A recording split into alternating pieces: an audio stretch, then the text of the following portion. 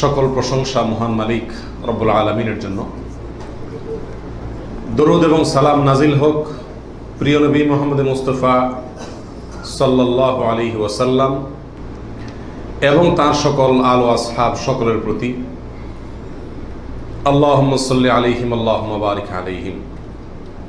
সম্মানিত সাথী ও বন্ধুগণ, কোরবানি আমাদের একেবারেই দোরগোড়ায় চলে এসেছে। সেজন্য কোরবানিকে সামনে রেখে আজ আমরা প্রশ্নোত্তরে কোরবানি এটা জানার চেষ্টা করব ইনশাআল্লাহ বিইذنিল্লাহ। 50টিরও বেশি প্রশ্ন কোরবানি প্রসঙ্গে আমি একত্র করেছি, যে প্রশ্নগুলোর উত্তরগুলো আমাদের জানা খুবই প্রয়োজন এবং প্রশ্ন পেশ করে সাথে সাথে সংক্ষেপে আমরা তার উত্তর দেওয়ার চেষ্টা করব ইনশাআল্লাহ।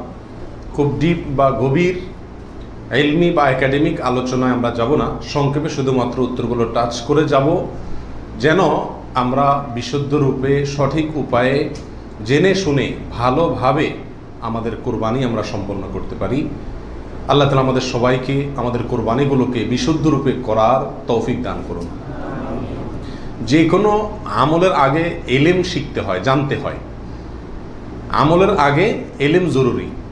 যে কোনো বিষয়ে আপনি আমল করতে চাইবেন, সেই বিষয়ে আমল করার আগে বিষয়টি সম্পর্কে যদি বিশদ ধারণা থাকে, পরিষ্কার জ্ঞান থাকে, তাহলে সেই কাজটি সুন্দর রূপে সুচারুভাবে এবং যথাযথভাবে সম্পন্ন করা সম্ভব হয়। আর যদি না শিখেই কাজ শুরু করে দেন, না জেনেই কাজ শুরু করে দেন, তাহলে ভুল ত্রুটির কারণে সেই কাজ দ্বারায় যে ভালো ফলাফল আসার কথা, সে ফলাফল না এসে উল্টা হিতে আরও বিপরীত হওয়ার আশঙ্কা আছে। আর সেজন্যই কোরবানির মতো একটি আমল, যে আমলটি আমাদের দেশে মানুষ পরিমাণে ইসলামের যেসব কাজগুলো সবচেয়ে বেশি লোক করে সারা দেশে, তার ভিতরে একটা হলো এই কোরবানি। বেনামাজিও করে, বেরোজগারিও করে, ইসলামের অনেক কিছু না মানলে কি হয়েছে, কোরবানিটা করে। তো যেহেতু দেশের বিরাট একটা অংশ মুসলমানদের তারা কোরবানি করে, অন্য কোনোটা করুক আর না করুক, ঈদের নামাজটা পড়ে, কোরবানিটা করে। তো সেজন্য এই কোরবানিটাও যে করি আমরা, সেটাও বা কতটা বিশুদ্ধ হচ্ছে, এটা বড় প্রশ্নের বিষয়। সেজন্য আমরা জেনে নেব অল্প কথায় এই কোরবানি প্রসঙ্গে যে জিজ্ঞাসাগুলো আছে, যে প্রশ্নগুলো আছে সেগুলো। কারণ প্রশ্নের মাধ্যমে মানুষ কোনো কিছু শিখলে, সেটা সাধারণ আলোচনার মাধ্যমে শিখলে যতটা মনে থাকে তার চাইতে বেশি মনে থাকে। আল্লাহ তাআলা আমাদের সবাইকে উপকারী ইলম সবসময় গ্রহণ করার তৌফিক দান করুন। প্রিয় ভাইয়েরা, কোরবানি প্রসঙ্গে কোরআনে কারীমের একটি আয়াত আমি তেলাওয়াত করেছি। আল্লাহ সুবহানাহু ওয়া তাআলা বলেছেন, লা ইয়ানালাল্লাহা লুহুমুহা ওয়ালা দিমাউহা। তোমরা যে পশু আল্লাহকে সন্তুষ্ট করবার উদ্দেশ্যে জবাই করে থাকো, কোরবানি করে থাকো, এর গোশত, এর রক্ত কোনো কিছুই আল্লাহর কাছে পৌঁছায় না। ওয়ালাকিন ইয়ানালুহুত তাকওয়া মিনকুম, ওয়ালাকিন ইয়ানালুহুত তাকওয়া। কিন্তু তোমাদের অন্তরে যে তাকওয়াটা আছে, কোন মানসিকতা নিয়ে, কোন উদ্দেশ্য নিয়ে, কেন তুমি কোরবানি করছো, কোরবানি করার সময় তোমার মনের ভেতরকার অবস্থাটা কি, সেটা কিন্তু আল্লাহর কাছে ঠিকই পৌঁছে যায়। গোশত রক্ত জমিনেই থেকে যায়, দুনিয়াতেই থেকে যায়, উপরে ওঠে শুধুমাত্র তোমার অন্তরের ইচ্ছাটা, বাসনাটা। এই জন্য কোরবানি করার আগে সবচেয়ে গুরুত্বপূর্ণ পয়েন্ট হলো নিয়তকে খালেস করে নেওয়া। কি করে নেওয়া ভাই? নিয়তকে খালেস করে নেওয়া। কোরবানি করার আগে একটু ব্রেক দিন, একটু দাঁড়ান, একটু থামুন। আপনি কোরবানি করতে যাচ্ছেন, একটু থামুন।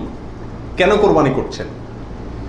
নিজেকে নিজে প্রশ্ন করুন এবং এই প্রশ্নের উত্তর নিজেকে নিজে দিন। এরপরে নিজেই বিচার করতে পারবেন আপনার কোরবানির কোনো বিনিময় আদৌ আল্লাহর কাছে পাবেন নাকি কিছুই পাবেন না। সম্মানিত সাথী বন্ধুগণ, যত মানুষ আমাদের সমাজে কোরবানি করে, এই বিশাল জনগোষ্ঠীর সবচেয়ে বড় অংশ বলা যেতে পারে এই কোরবানিটা আমাদের জন্য আজ ফ্যাশনে পরিণত হয়েছে। এটার ইবাদত থাকে নাই। কারণ ইবাদত হয় সেই কাজ, যে কাজ বান্দা আল্লাহকে খুশি করার জন্য করে। কোরবানিটা সবচেয়ে বেশি সংখ্যক মানুষ করে, এর একটা কারণ এটাও যে কোরবানি এমন একটা ইবাদত যেটা নগদ লাভ নিজেই পায়। গোশতগুলা ফ্রেশ বাসায় উঠাইতে পারে, ঠিক না? ঠিক। এই কারণে সমাজের বড় একটা অংশ কি করে? কোরবানি করে। আবার অনেকে কোরবানি করে নিজের নেতাগিরি জাহির করার জন্য। নেতা সাহেব, এমপি সাহেব, মন্ত্রী সাহেব, ব্যবসায়ী সাহেব, হ্যাঁ, অমুক সাহেব, তমুক সাহেব, 10টা গরু, 5টা গরু, সবচেয়ে বড় গরু।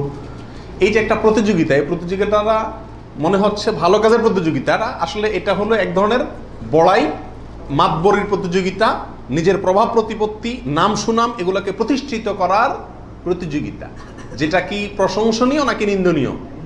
নিন্দনীয়। এই জন্য ভাইরা আমার, কোরবানি করার আগে প্রথম একটু থেমে নিজেকে প্রশ্ন করতে হবে, আমি কেন কোরবানি করছি? আমি কি মানুষকে দেখাবার জন্য করছি না আল্লাহকে সন্তুষ্ট করার জন্য করছি? এই বিষয়টি নিজেকে নিজে প্রশ্ন করে এর ইতিবাচক এবং সঠিক উত্তর বের করে আনতে হবে, তারপরে কোরবানির দিকে পদক্ষেপ নিতে হবে। আল্লাহ তাআলা আমাদের সবাইকে বিশুদ্ধ রূপে সঠিকভাবে কোরবানি করার তৌফিক দান করুন। প্রিয় ভাইরা আমার, এবার আমরা চলে যাই প্রশ্ন উত্তরে সরাসরি। প্রথম প্রশ্ন হলো, কোরবানি কি? কোরবানি এটি উর্দুতে ব্যবহার হয়ে থাকে ত্যাগের অর্থে। কোরবানি করা, যে কোনো কাজের জন্য কোরবানি করা মানে কি করা? ত্যাগ করা। এই পশু কোরবানিকে কোরবানি বলা হয় এই জন্য যে এই কোরবানিটাও আসলে মূলত কি? ত্যাগেরই শিক্ষা বহন করছে।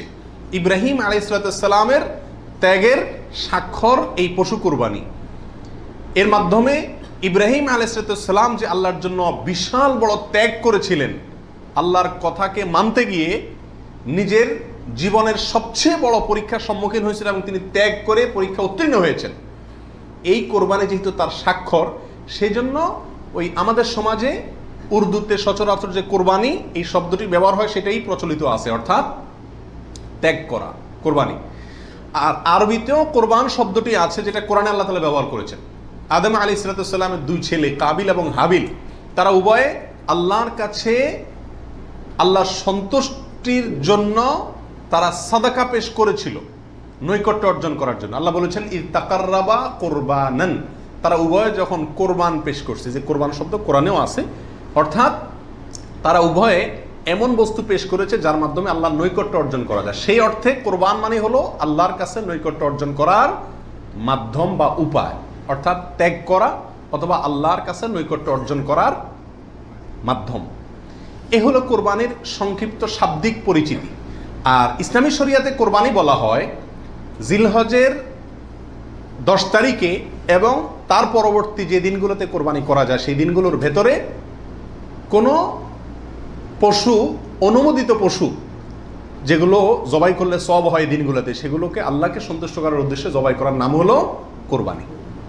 এ হলো ইসলামী শরিয়ার পরিভাষায় কোরবানির মোটামুটি একটি সংজ্ঞা। দ্বিতীয় প্রশ্নে চলে যাই আমরা, কখন কিভাবে কোরবানি শুরু হয়েছিল? এই কোরবানি শুরু হয়েছিল সর্বপ্রথম ইব্রাহিম আলাইহিস সালামের মাধ্যমে। আল্লাহ সুবহানাহু ওয়া তাআলা ইব্রাহিম আলাইহিস সালামকে স্বপ্নের মাধ্যমে নির্দেশ করেছিলেন নিজের সন্তানকে জবাই করার জন্য। আর সন্তান জবাই করা, এই কঠিন নির্দেশটি আল্লাহ সুবহানাহু ওয়া তাআলা করেছেন ইব্রাহিম আলাইহিস সালামকে। তাকে আল্লাহ তাআলা যত কঠিন পরীক্ষা করেছিলেন, এত কঠিন পরীক্ষা তার আগে আর কোনো নবীর প্রতি আল্লাহর পক্ষ থেকে ছিল না। জীবনের পদে পদে পরীক্ষা। পরিবার সহ রেখে আসো মক্কায়, কেউ নাই সেখানে, কোনো আবাদি নাই, পাহাড়ি এলাকা, ছোট দুধের বাচ্চা সহকারে নিজের স্ত্রীকে রেখে চলে আসো। বাহ্যিকভাবে অযৌক্তিক নির্দেশ আল্লাহ সুবহানাহু ওয়া তাআলা, সেটাও তিনি মেনেছেন এবং পরীক্ষা পাশ করেছেন। আল্লাহ বলেছেন ওয়া ইয ইবতালা ইব্রাহিম রাব্বুহু বিকালিমাতিন ফাআতাম্মাহুন, প্রতিটা পরীক্ষা তিনি কি করেছেন? পাশ করেছেন। তো কোরবানির প্রেক্ষাপট হলো সংক্ষেপে এই, অল্প কথায়, আল্লাহ সুবহানাহু ওয়া তাআলা ইব্রাহিম আলাইহিস সালামকে তার নিজের সন্তানকে আল্লাহর সন্তুষ্টির উদ্দেশ্যে জবাই করার জন্য, কোরবানি করার জন্য নির্দেশ করেছেন। আল্লাহ সুবহানাহু ওয়া তাআলা তার সন্তানের জবাই করতে আসলে চান নাই।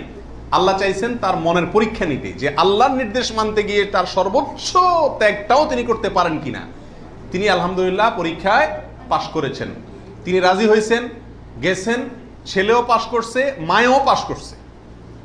ছেলের মাও রাজি, ছেলেও রাজি, বাপও রাজি। তো আল্লাহ সুবহানাহু ওয়া তাআলা গোটা পরিবারেরই পরীক্ষা নিয়েছেন বলা যেতে পারে, এবং সবাই পরীক্ষা কি করছে? পাশ করছে। জবাই করতে গেছেন, আল্লাহ সুবহানাহু ওয়া তাআলা ছেলে তো জবাই হতে দিবেন না, এটা তো ছিল একটা পরীক্ষা মাত্র। আল্লাহ সুবহানাহু ওয়া তাআলা সেখানে অন্য একটা পশু, দুম্বা বা এই জাতীয় কোনো পশু আল্লাহ সুবহানাহু ওয়া তাআলা দিয়ে দিলেন। অন্য একটা পশু ওই ছেলের জায়গায় আল্লাহ তাআলা দিয়ে দিলেন, ছুরি উনি চালালেন, এরপরে দেখলেন যে ছেলে দাঁড়ায় আছে, পশু জবাই হয়েছে। এ হলো কোরবানির সূচনা। প্রথম পশু কোরবানি, আজকে আমরা যে কোরবানি করছি এর সূচনা ছিল এভাবে। কার মাধ্যমে? ইব্রাহিম আলাইহিসসালাতু ওয়াসসালামের মাধ্যমে। সেই কোরবানি আমাদেরকে কি শিক্ষা দেয় ভাই? সেই কোরবানি আমাদেরকে শিক্ষা দেয় আল্লাহ সুবহানাহু ওয়া তাআলা যখন কোনো কাজের জন্য নির্দেশ করবেন, আল্লাহর গোলাম হিসাবে, আল্লাহর নুন খাই সেই হিসাবে নিঃশ্বাস গ্রহণ করছি, ছাড়ছি, প্রতি মুহূর্তে মুহূর্তে আল্লাহর নিয়ামতের সাগরে হাবুডুবু খাচ্ছি। আল্লাহই সৃষ্টি করেছেন, তার হাতেই জীবন মরণ সবকিছু। অতএব তার কোনো নির্দেশ, তার কোনো নিষেধ থাকলে সেটাকে মানতে গিয়ে পৃথিবীর যেই কোনো ধরনের ত্যাগের প্রয়োজন হয় সেটা করতে হবে। নিজের সন্তানকে জবাই করার মতো কঠিন নির্দেশও পালন করতে ইব্রাহিম আলাইহিস সালাম দ্বিধা করেন নাই। আল্লাহ সুবহানাহু ওয়া তাআলা ঠিকই কি করছেন, তাকে এর মাধ্যমে তিনি পাশ করেছেন এবং আল্লাহ সুবহানাহু ওয়া তাআলা তার মর্যাদা সমুন্নত করেছেন। এ হলো কোরবানির মূল শিক্ষা। আল্লাহর নির্দেশ, সেটা যত কষ্টই হোক মানতে, সেটা মানার জন্য সব ধরনের ত্যাগ করতে প্রস্তুত থাকা, এটা হলো কি ভাই? কোরবানির শিক্ষা। আর ওখান থেকেই কোরবানিটা শুরু হয়েছে। এরপরে আল্লাহ সুবহানাহু ওয়া তাআলা সেটাকে পৃথিবীর মানুষের জন্য ওই স্মৃতিকে, ওই আদর্শকে রেখে দিয়েছেন। এখন আমরা পশু কোরবানি করছি, কিন্তু এটার শুরুতে কিন্তু পশু কোরবানি ছিল না। মূলত এটা শুরুতে ছিল নিজের সকল কামনা, বাসনা, ভালোবাসা সবকিছুকে আল্লাহর নির্দেশের সামনে কি করে দেওয়া? কোরবানি করে দেওয়া। এ হলো এই কোরবানির গোড়ার ইতিহাস। এখন কোরবানির খোলসটা আছে, ভেতরেরটা আর নাই। এখন শুধু পশুই কোরবানি করি আমরা। নিজের ভেতরকার পশুত্ব, আমিত্ব, মনের খাহেশ, প্রবৃত্তি, এটাকে আর কি করি না? জবাই করি না। আল্লাহ তাআলা আমাদের সবাইকে কোরবানির আসল যে ইতিহাস সেটা থেকে শিক্ষা গ্রহণ করে এমনভাবে কোরবানি করার তৌফিক দান করুন, যেই কোরবানি প্রকৃত অর্থেই কোরবানি হয়, যেই কোরবানি আমাদের জান্নাতে যাওয়ার কারণ হয়, মাধ্যম হয়, সেইভাবে কোরবানি করার এবং কোরবানির সেই ইতিহাস থেকে আল্লাহ তাআলা আমাদেরকে শিক্ষা গ্রহণ করার তৌফিক দান করুন। প্রিয় ভাইয়েরা, ৩ নম্বর প্রশ্ন হলো, কোরবানি কি জরুরি কোনো বিধান নাকি ঐচ্ছিক? অর্থাৎ কোরবানি কি সবার জন্য করা জরুরি, নাকি কোরবানি সুন্নাত, নফল, মুস্তাহাবি জাতীয় কোনো আমল? তো এ বিষয়ে বলবো যে এই ক্ষেত্রে ওলামা একরামের দুটি প্রসিদ্ধ মত আছে। ওলামা একরামের অনেকেই বলেন যে কোরবানি করা এটা সকলের জন্য জরুরি। যাদের সামর্থ্য আছে, ঈদের দিন, কোরবানি ঈদের দিন অথবা পরবর্তী দিনগুলোতে যেগুলোতে কোরবানি করা যায়, এই সময়ের ভিতরে যার কাছে নেশা পরিমাণ টাকা আছে তার জন্য কোরবানি করা ওয়াজিব, জরুরি, বাধ্যতামূলক। না করলে গুনাহ হবে। এটা অনেক ওলামা একরামের মত। তাদের দলিল, সংক্ষেপে শুধু দলিলগুলো হালকা হালকা টাচ করে যাই। মুসনাদে আহমদ, ইবনে মাজাহ, মুস্তাদরাকে হাকিম এবং আরো অনেক কিতাবে একটা হাদিস বর্ণিত হয়েছে, যে হাদিসকে মুহাদ্দিসিন ইকরাম সহিহ বলেছেন। আল্লামা আলবানী রাহিমাহুল্লাহ নিজে হাদিসে সহিহ বলেছেন। সেটা হলো এই, নবী সাল্লাল্লাহু আলাইহি ওয়াসাল্লাম বলেছেন, মান ওয়াজাদা সাআতান আন ইউদাহিয়া ওয়া লাম ইউদাহি ফালা ইয়াকরাবান্না মুসাল্লানা। অর্থাৎ যে ব্যক্তি কোরবানি করার সামর্থ্য তার আছে, সক্ষমতা আছে, সচ্ছলতা আছে, সেই ব্যক্তি যদি কোরবানি না করে, সে যেন আমাদের ঈদগাহে ঈদের নামাজ পড়তে না আসে। কোরবানি করার ইচ্ছা না রাখলে সেজন্য ঈদের নামাজ পড়তে না আসে। এটা কিন্তু একটা সতর্কবাণী। শরীয়তে এই ধরনের নির্দেশ সুন্নত নফলের ক্ষেত্রে করা হয় না, ফরজ ওয়াজিবের ক্ষেত্রেই সাধারণত করা হয়। এটা হলো অন্যরা যুক্তি। দ্বিতীয় দলিল হলো, এটাও মুস্তাদে আহমদে আসছে এবং হাফেজ ইবনে হাজার আল আসকালানী রাহিমাহুল্লাহ, বিশ্ববিখ্যাত হাদিস ব্যাখ্যাতা, তিনি বলেছেন যে হাদিসটি বিশুদ্ধ। নবী রাসূলুল্লাহ সাল্লাল্লাহু আলাইহি ওয়াসাল্লাম বলেছেন, ইয়া আইয়ুহান নাস, হে লোক সকল, ইন্না আলা কুল্লি আহলি বাইতিন উদহাইয়াতুন ওয়া আতিরাতুন, নিশ্চয়ই প্রত্যেক পরিবারের লোকের উপরে, প্রত্যেক পরিবারের উপরে একটি করে কোরবানি এবং আতিরা, এটা ওয়াজিব। আতিরা হলো রজব মাসে যে পশুটি জবাই করা হয়, সেটা একসময় ওয়াজিব ছিল, পরে এটা রহিত হয়ে গেছে। তো এখানে নবী রাসূলুল্লাহ সাল্লাল্লাহু আলাইহি ওয়াসাল্লামের ভাষা হলো ইন্না আলা কুল্লি আহলি বাইতিন, প্রত্যেক পরিবারের উপরে কোরবানি করা জরুরি। জরুরি, আলা এই শব্দটি জরুরি অর্থ বোঝানোর জন্যই আসে। এটিও বিশুদ্ধ হাদিস। তাহলে আরো অনেকগুলো হাদিস আছে এই জাতীয়, যে হাদিসগুলোর আলোকে ওলামা ইকরামের একটা অংশ বলেন যে এই কোরবানি ওয়াজিব। ইমাম আজম আবু হানিফা রাহিমাহুল্লাহর মত এটা। এর বিপরীতে অনেক ওলামা ইকরাম বলেন কোরবানি করা ওয়াজিব নয়, এটা সুন্নাতে মুআক্কাদা। সুন্নাতে মুআক্কাদা মানে কি? সুন্নাত কিন্তু খুবই গুরুত্বপূর্ণ সুন্নাত। বিনা কারণে এটা ছাড়া মাকরুহ, অপছন্দনীয়, ভালো কাজ নয়। সুন্নতে মুআক্কাদা এবং ওয়াজিবের সাথে খুব বেশি তারতম্য নাই, কাছাকাছি গুরুত্বের বিচারে প্রায়। সাহাবীদের ভিতরে অনেক প্রসিদ্ধ সাহাবী তারা কোরবানি করতেন না, ওয়াজিব মনে করবে মানুষ এই ভয়, এরকম কোন বর্ণনায় পাওয়া যায়। তারপরে কোন বর্ণনা যারা বলে সাল্লাল্লাহু এটাকে সুন্নাতু আবিকুম ইব্রাহিম এ জাতীয় শব্দ ব্যবহার করেছেন। তো এসব কারণে ওনারা সুন্নত বলেন, সুন্নতে মুআক্কাদা বলেন। যাই হোক, সর্বসাকুল্যে এই কোরবানি খুবই গুরুত্বপূর্ণ একটি বিধান, এটা হলো নিশ্চিত। ওয়াজিবের মতটা গ্রহণ করলে এটা বেশি সতর্কতা হয় এবং ইখতিলাফ এবং মতপার্থক্যের ঊর্ধ্বে উঠা যায় এবং অনেকগুলো বর্ণনার পক্ষে রয়েছে। 4 নম্বর প্রশ্ন হলো, কোরবানি কয়টা করতে হয়? এই প্রশ্নটা আজকাল এই জন্য করতে হচ্ছে যে এখন আমরা সমাজে কোরবানির সংখ্যা বাড়ানোর জন্য এক ধরনের প্রতিযোগিতা খেয়াল করতেছি। 3টা গরু, 5টা গরু, 7টা গরু, এমপি সাহেব, মন্ত্রী সাহেব, ব্যবসায়ী সাহেব, বিভিন্ন সাহেবরা করে কি করে না, এমনকি আমরাও একটা গরু একটা ছাগল, কারণ কেউ গরুর গোশত পছন্দ করে, কেউ ছাগলের গোশত পছন্দ করে ঘরে, যার কারণে দুইটাই দিতে হয়, অথবা গরুতে 1 ভাগ দিতে হয়, আবার আলাদা ছাগল দিতে হয়। এই যে কোরবানির সংখ্যা বাড়ানোর একটা প্রবণতা আছে, আসলে ইসলামী শরিয়া কি বলে? কোরবানির পশু বা কোরবানির সংখ্যা কতগুলো হওয়া জরুরি? এর উত্তর হলো যে কোরবানি মূলত একটি কোরবানি যথেষ্ট, একাধিক কোরবানি হওয়া এটা কি না, জরুরি না। নবী আলাইহিস সালাতু ওয়াস সালামের ব্যাপারে সুনানে তিরমিজিতে একটা হাদিস আসছে, যেটা কি ইমাম তিরমিজি হাসান বলেছেন, অন্যান্য উলামা একরাম অনেকে জয়ীফ বলেছেন। কিন্তু জয়ীফ বললেও ওই একই বিষয়ে আরো বিভিন্ন হাদিস আছে। সর্বসাকুল্যে উলামা একরামের বিষয়টা প্রমাণিত। সেটা হলো যে নবী আলাইহিস সালাম 10 বছর মদিনাতে বসবাস করেছেন হিজরতের পরে, এবং এই 10 বছরের প্রতি বছর তিনি কোরবানি করেছেন। প্রতি বছর তিনি কি করেছেন? এবং 2টি হৃষ্টপুষ্ট ভেড়া তিনি কোরবানি করেছেন, 2টি করেছেন। তিনি যদি চাইতেন সংখ্যা অনেক বাড়াইতে পারতেন, উট এবং আরো অনেক বড় বড় পশু দিয়ে কি করতে পারতেন, কোরবানি করতে পারতেন। কিন্তু 2টি ভেড়া কোরবানি করেছেন। তার একটি হলো তার নিজের এবং নিজের পরিবারের পক্ষ থেকে, আরেকটি তার গোটা উম্মতের পক্ষ থেকে, তাওহীদবাদী উম্মতের পক্ষ থেকে। তাহলে বোঝা গেল কোরবানির সংখ্যা বাড়ানোর ভিতরে খুব বেশি কল্যাণ নাই। হ্যাঁ, কেউ যদি কোনো এলাকাতে গরিব মানুষকে খাওয়ানোর উদ্দেশ্যে বেশি কোরবানি করে, নাম ফুটানোর উদ্দেশ্য না থাকে, তাহলে অবশ্যই সেজন্য তিনি আল্লাহর কাছে কি পাবেন, আজর এবং সওয়াব পাবেন। 5 নম্বর প্রশ্ন হলো, কয়দিন পর্যন্ত কোরবানি করা যায়? কোরবানির সময়সীমা কতদিন?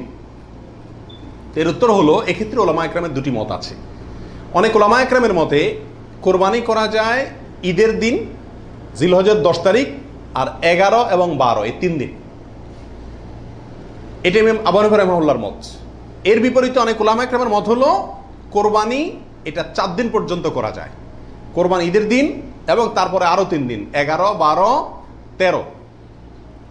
যুক্তি হলো যে আইয়ামে তাশরিক, এক হাদিসে আসছে একেবারে সুস্পষ্টভাবেই যে আইয়ামে তাশরিক এই দিনগুলা সবগুলোই হলো জবাই করার দিন, অর্থাৎ কোরবানি করার দিন। সেহেতু আইয়ামে তাশরিক হলো ঈদের দিন, ঈদের পরে আরো 3 দিন, অর্থাৎ 13 তারিখ, চাঁদের 13 তারিখের সন্ধ্যার আগ পর্যন্ত। এ হলো কোরবানির দিন। তবে কোরবানি প্রথম দিন ঈদের নামাজের পরপরই করা বেশি উত্তম, এতে কোনো সন্দেহ বা ইখতিলাফ কারোর নাই। এবারে সারা দুনিয়ার উলামা একরাম একমত। কারণ নবী আলাইহিস সালাম ঈদের দিন, ঈদের নামাজের পরপরই সাধারণত কি করতেন, কোরবানি করতেন। দ্বিতীয় তৃতীয় দিনে তিনি নিতেন না। অতএব একেবারে শুরুতেই করে ফেলা হলো সবচেয়ে উত্তম এবং বেস্ট। এবারে কারোর কোনো দ্বিমত নাই। 6 নম্বর প্রশ্ন, কোন সময় থেকে কোরবানি করা যাবে? উত্তর হলো, ঈদের নামাজ যখন পড়া হবে, যেই এলাকাতে গরুটা জবাই হবে ওই এলাকাতে যখন ঈদের নামাজ শেষ হবে, ঈদের নামাজ শেষ হওয়ার পরপরে কি করা যাবে, কোরবানি করা যাবে। আরেক এলাকাতে ঈদের নামাজ শেষ হয়েছে, সেজন্য আপনার এলাকাতে আপনি কি করবেন না, কোরবানি করবেন না। আপনার এই পশু যারা কোরবানি করবে তারা ঈদের নামাজ পড়ার পরপরে কি করতে পারবেন, কোরবানি করতে পারবেন। এ হলো কোরবানির সময়। এরপরে আসি 7 নম্বর প্রশ্ন, রাতে কি কোরবানি করা যাবে? এই প্রশ্নের উত্তর হলো, রাতে কোরবানি করাকে ওলামা একরাম মাকরুহ বা অপছন্দনীয় বলেছেন। তার কারণ হলো, কোরবানি একটা আল্লাহর গুরুত্বপূর্ণ বিধান। এখানে পশুর রগ নির্দিষ্ট সংখ্যায়, নির্দিষ্ট রগগুলো কাটা যেতে হবে। রাতে করলে অন্ধকারে সেগুলো কম বেশ হয়ে যেতে পারে, এই আশঙ্কায় দিনের বেলায় করা উত্তম এবং রাতের বেলায় মাকরুহ বলেছেন। তবে যদি পর্যাপ্ত আলোর ব্যবস্থা থাকে এবং এরকম কোনো ভুল হওয়ার আশঙ্কা না থাকে, তাহলে রাতেও কোরবানি করা যাবে, অর্থাৎ এই দিনগুলোতে আর কি, যে দিনগুলোতে করা যায়। এরপরে আসি 8 নম্বর প্রশ্ন, কোন কোন পশু দিয়ে কোরবানি করা যাবে? আপনি হাঁস মুরগি দিয়ে কোরবানি দিলে কোরবানি হবে কিনা? তো এর উত্তর হলো, বড় পশুর ভিতরে 3 ধরনের পশু আর ছোট পশুর ভিতরে 3 ধরনের পশু, এগুলো দিয়ে কি করা যাবে? কোরবানি দেওয়া যাবে। বড় পশুর ভিতরে কোরবানি দিতে পারবেন উট, গরু, মহিষ, এগুলো দিয়ে। মহিষ দিয়ে দিতে পারবেন কিনা এটা নিয়ে ওলামায়ের ভিতরে সামান্য ইখতিলাফ আছে। অনেকে মহিষকে গরুর অন্তর্ভুক্ত করেছেন, অনেকে করেন নাই। যার কারণে যারা করেছেন তারা বলছেন করা যাবে, যারা করেন নাই তারা বলছেন করা যাবে না। এই জন্য একান্ত অনন্য উপায় না হলে সেদিকে না যাওয়াই ভালো, ইখতিলাফের দিকে। আর ছোট পশুর ভিতরে 3টা, দুম্বা, ছাগল এবং ভেড়া, এগুলো দিয়ে কি করা যাবে? কোরবানি করা যাবে। এছাড়া অন্য কোনো পশু দিয়ে, এই গৃহপালিত পশু ছাড়া আপনি হরিণ দিয়ে অথবা অন্য কোনো হালাল পশু যেটা গৃহপালিত না, সেটা দিয়ে কি করা যাবে না? কোরবানি দেওয়া যাবে না, দিলে কোরবানি হবে না। 9 নম্বর প্রশ্ন হলো, গাভী এবং ষাঁড় উভয়টা দিয়ে কোরবানি দেওয়া যাবে? কি বলেন? গাভী এবং ষাঁড় দুইটা দিয়ে কোরবানি দেওয়া যাবে? যাবে। গাভী দিয়েও দেওয়া যাবে, ষাঁড় দিয়েও দেওয়া যাবে। 10 নম্বর প্রশ্ন হলো, পশুর বয়স কত হতে হবে? কত বছর বয়স হলে আপনি সেই পশু দিয়ে কি করতে পারবেন? কোরবানি দিতে পারবেন। এর উত্তর হলো, পশু যদি হয় সবচেয়ে বড় পশু অর্থাৎ উট, তাহলে সেক্ষেত্রে সেটার বয়স হতে হবে কমপক্ষে 5 বছর। কত বছর? 5 বছরের নিচে যদি উটের বয়স থাকে, ওইটা এমনি জবাই করতে খাইতে পারবেন, কিন্তু কোরবানি হিসাবে কি করতে পারবেন না, জবাই করলে ওটা কোরবানি আদায় হবে না। গরু যদি হয় তাহলে সেক্ষেত্রে তার বয়স হইতে হবে কমপক্ষে 2 বছর। আর ছাগল, দুম্বা, ভেড়া এগুলো যদি হয় তাহলে তার বয়স হইতে হবে কমপক্ষে 1 বছর। তাহলে ছোট পশুগুলা 1 বছর, গরু 2 বছর, উট 5 বছর। ছোট পশুর মধ্যে আবার দুম্বা, ভেড়া এগুলো যদি 6 মাসের বয়স, 7 মাস, 8 মাসের বয়সেরটা দেখতে 1 বছরটার মতো বড় দেখা যায় তাহলে চলবে, কিন্তু ছাগলের ক্ষেত্রে পরিপূর্ণ কি হইতে হবে? 1 বছর হওয়া লাগবে। 11 নম্বর প্রশ্ন হলো, দাঁত দেখে বয়স নির্ধারণ করে আমাদের দেশে, এটা কি ঠিক নাকি বেঠিক? কি বলেন আপনারা? এটা ঠিক। কারণ হলো, পশু বিশেষজ্ঞ যারা আছেন, পশু সম্পর্কে যারা ভালো বুঝেন, পশু লালন পালনে যারা দক্ষ, অভিজ্ঞ, তারা পশুর গালের ভেতরকার বিশেষ ধরনের দাঁত যখন একটা বের হয় তখন বুঝেন এটা 1 বছর হয়েছে, 2টা বের হলে বুঝেন 2 বছর হয়েছে, এবং এটা অভিজ্ঞতা দ্বারা মোটামুটি প্রমাণিত, প্রতিষ্ঠিত। যার কারণে ওইটার উপরে নির্ভর করে বছর নির্ধারণ করা, নির্ণয় করা কি আছে সঠিক। তবে কোনো পশু যদি নিশ্চিতভাবে জানা যায় তার বয়স 1 বছর, 2 বছর বা যেই পরিমাণ বয়স হওয়া দরকার সেই পরিমাণ বয়স হয়েছে কিন্তু দাঁত উঠে নাই, তবুও সেটা দিয়ে কি দেওয়া যাবে? কোরবানি দেওয়া যাবে। দাঁতটা মেইন না, মেইন হলো বয়সটা ওই পরিমাণ হয়েছে কি না। ওই বয়সে হওয়ার পরও কি থাকতে পারে? দাঁত নাও থাকতে পারে। এরপরে আসি 12 নম্বর প্রশ্ন, ত্রুটিযুক্ত পশু দিয়া কোরবানি দিলে কি কোরবানি হবে? ত্রুটিযুক্ত পশু, একটা পশুর ভিতরে কোনো দোষ আছে, ত্রুটি আছে, সমস্যা আছে, রোগবালাই আছে, ওইটা এমনি জবাই করে খাইতে পারবেন, কিন্তু কোরবানি দিলে কোরবানি হবে কি না? এর উত্তর হলো, কিছু কিছু ত্রুটি আছে, যেই ত্রুটিগুলো থাকলে পশু কোরবানি করলে ওই কোরবানি যথেষ্ট হবে না। আর কিছু কিছু ত্রুটি আছে যেগুলো থাকলেও কি দেওয়া যাবে? ওই ত্রুটি সহকারে কোরবানি দিলে কোরবানি হয়ে যাবে। কোন ত্রুটিতে আপনার কোরবানি দিলে কোরবানি হবে না? একটা হলো ল্যাংড়া হওয়া, এমন ল্যাংড়া যে ল্যাংড়ার কারণে সে পশুর পালের সাথে চললে পিছায় যায়, তাদের সাথে তাল মিলায় ধরে রাখতে পারে না, অথবা জবাই করার জায়গা পর্যন্ত হেঁটে যাওয়ার ক্ষমতা নেই, তাকে ঠেলা নিয়ে যেতে হয়, ছেঁচড়ায় নিয়ে যেতে হয়, শক্তি নেই পায়ে, 1 পা হোক 2 পা হোক, এরকম ল্যাংড়া খোঁড়া যদি হয় তাহলে ওইটা দিয়ে কোরবানি দিলে কি হবে না? যথেষ্ট হবে না, হাদিসে সুস্পষ্টভাবে নিষেধ করা আছে। আরেকটা হলো যে এই পরিমাণ রুগ্ন, অসুস্থ, রোগা, যে রোগার কারণে সে চলাফেরা করতে পারে না, বা ওই যে হাঁটার শক্তি নেই, প্রচন্ড রোগা, দুর্বল, সেটা দিয়ে কোরবানি দিলেও কি হবে না? কোরবানি হবে না। আরেকটা হলো যে অন্ধ, এমন অন্ধ হয়, চোখ কানা অথবা চোখ অন্ধ, অথবা চোখে এমন সমস্যা আছে যে সমস্যার কারণে সে দেখে না, স্বাভাবিকভাবে ঘাস টাস রাখলেও সে বুঝে না কোনটা কি, অথবা ওই জায়গা পর্যন্ত দেখে একা একা যেতে পারে না, উষ্ঠা খায়, তার মানে চোখে বড় সমস্যা আছে, এরকম থাকলে এটা দিয়ে কি হবে না? কোরবানি হবে না।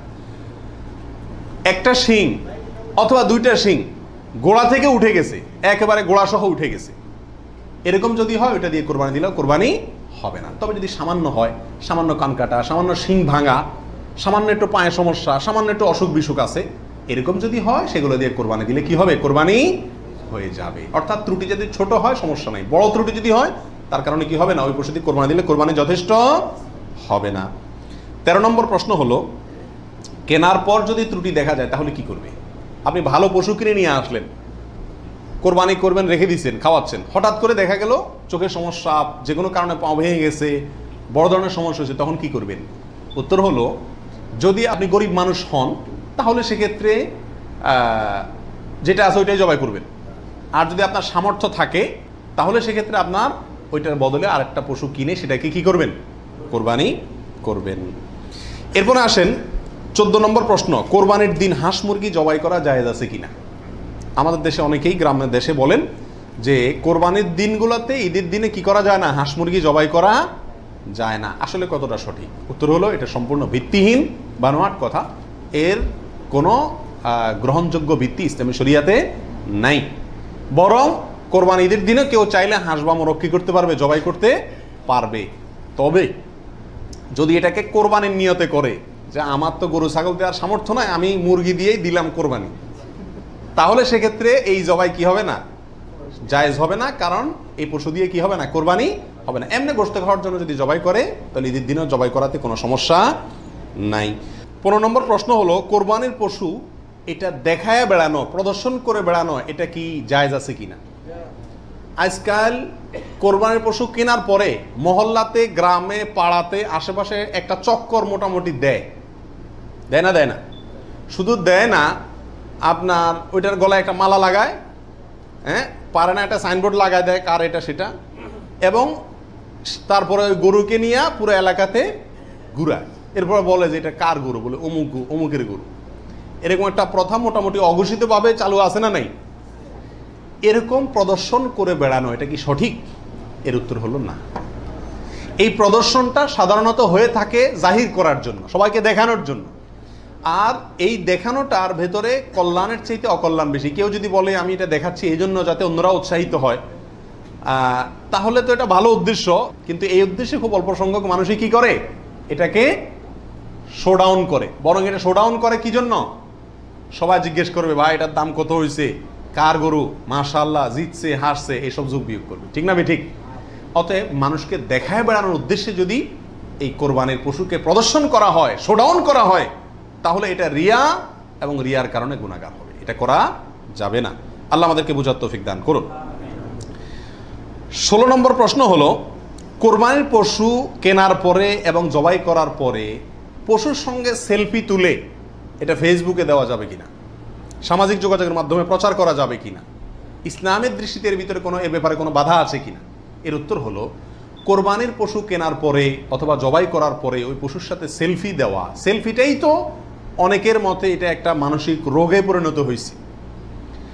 আর এই গরুকে কেনার পরে, ছাগল কেনার পরে তার সঙ্গে ছবি তুলে, সেলফি তুলে ওইটা ফেসবুকে বা সামাজিক যোগাযোগের মাধ্যমে প্রচার করা,